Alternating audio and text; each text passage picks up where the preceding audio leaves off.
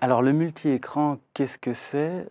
Ma première réaction, c'est que je ne sais pas très bien ce que c'est, heu et je dis ça délibérément parce que justement c'est quelque chose qui est en train de s'inventer, qui est en train de se construire. Mais ce qui me vient à l'esprit d'abord, c'est que c'est une problématique, c'est-à-dire c'est un ensemble de questions, qui du coup, nourrissent, des enjeux de conception innovants dans le design et le design numérique. Et moi, ce qui m'intéresse, c'est toujours aussi de partir des mots. Si on dit multi-écran, ça veut dire multitude d'écrans, multiplicité d'écrans.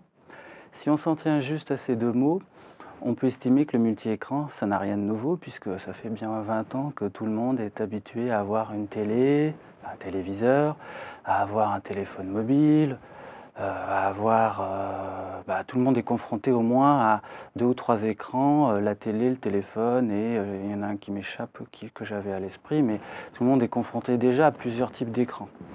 Donc le multi-écran, c'est un fait technique, mais si on se met à parler de design multi-écran, là, on suggère autre chose. On suggère que derrière la multiplicité, on recherche une unité, une cohérence, et on recherche une continuité. Et parler de design multi-écran, c'est poser cette question de la continuité interactive entre les différents types d'écrans auxquels on peut être soumis aujourd'hui. Parce qu'avant le multi-écran, on se questionnait sous l'angle du multinavigateur. Donc déjà, faire fonctionner des interfaces web qui soient compatibles dans tous les navigateurs, ça a été le défi d'une décennie. On peut dire que ça a été le défi de la décennie 2000. C'est en train de se résoudre presque parfaitement avec les nouvelles normes HTML5, CSS3, etc. Mais penser multi-écran, c'est maintenant imaginer qu'il faudra peut-être des standards du multi-écran pour permettre à des gens de développer, qui sait, des interfaces qui seraient déclinables, adaptables à tout type de terminaux.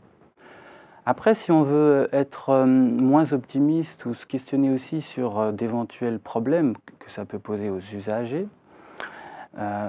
c'est que forcément, ça va augmenter le nombre des écrans dans nos vies et ça va augmenter le nombre d'occasions d'immersion et le nombre d'occasions de vivre une expérience interactive du monde, ce qui n'est ni bien ni mauvais, mais doit être questionné.